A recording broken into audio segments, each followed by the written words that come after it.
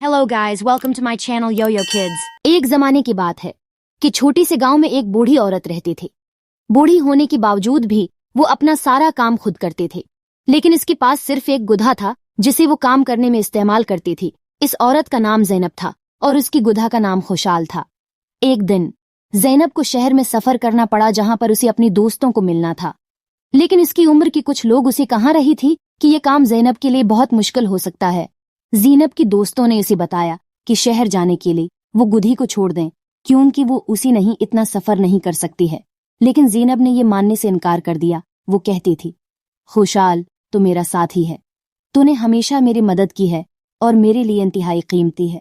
मैं तुम्हें यहाँ छोड़कर नहीं जा सकती क्योंकि तू मेरा ख्याल रखता है। ज़ैनब और खुशहाल को रास्ते में कई मुश्किलात का सामना करना पड़ा।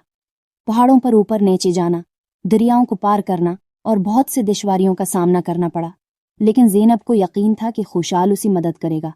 आखिरकार ज़ैनब और खुशहाल शहर पहुंच गई।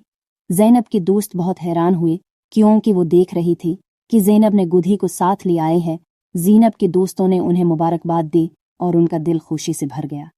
ये देखकर वो सब लोगों को यकीन है कि काम के लिए उम्र का कोई ताल्लुक नहीं, बल्कि दिल की पुकार और साथी की मदद ज़रूरी होती है। ज़ैनब ने अपनी दोस्तों को सुनाया कि खुशहाल ने उसको अपनी दोस्तों से मिलना सिखाया है। वो कहती थी, खुशहाल ने मुझे ये सबक सिखाया है कि हमेशा अपने साथी को हकदार रखें, चाहे वो छोटा हो या बड़ा।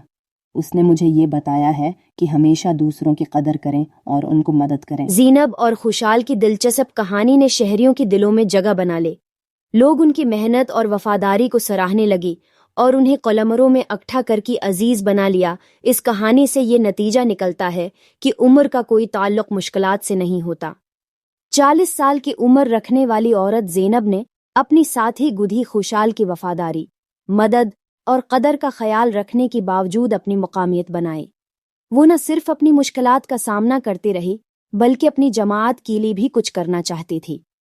उसकी बेहतरीन दोस्त खुशहाल की मदद से वो शहर में अपनी दोस्तों को मिलती है और आपस में मिलकर उन्हें मदद पहुंचाती है।